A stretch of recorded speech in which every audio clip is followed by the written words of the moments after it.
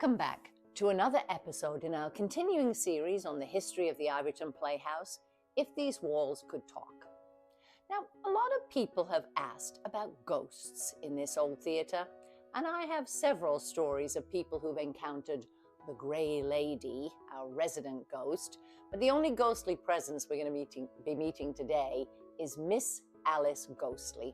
Now, Alice is new to me, as I didn't grow up in this country watching her on TV, but I discovered that though she only appeared in one play in Ivyton, 1955's A Palm Tree in a Rose Garden, she's quite a favorite of everyone around here. Alice was born in a whistle-stop railroad town called Eve, Missouri, and she began performing at the age of 5. She studied drama at the University of Oklahoma and eventually left in order to pursue a career in New York with her sister Gladys. Teaming together in an act they called the Ghostly Sisters, of course, Alice eventually went solo, and she developed her own cabaret act and was quite a comedienne.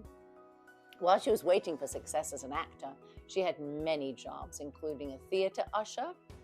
She worked for a detective agency, and she was even a patch tester for a detergent company.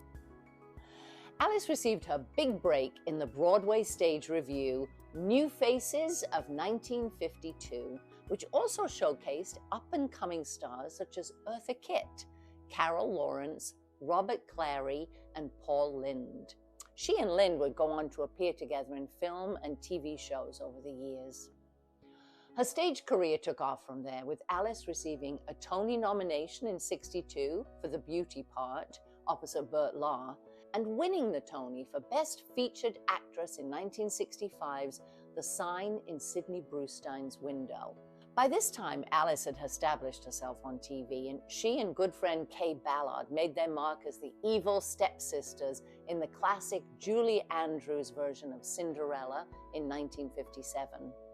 Although primarily known as a comedic actor, she did make several dramatic turns, including a TV production of Twelfth Night.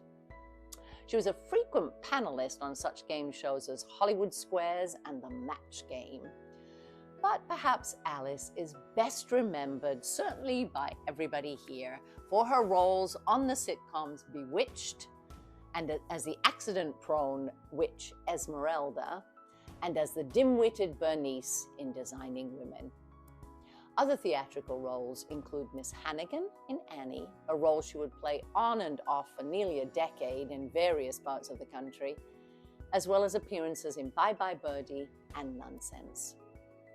A series of strokes ended Alice's career around the turn of the millennium, and she sadly passed away of colon cancer in September 2007, joining her longtime husband of 50 years, Italian comedic actor Felice Orlandi, who had died in 2003.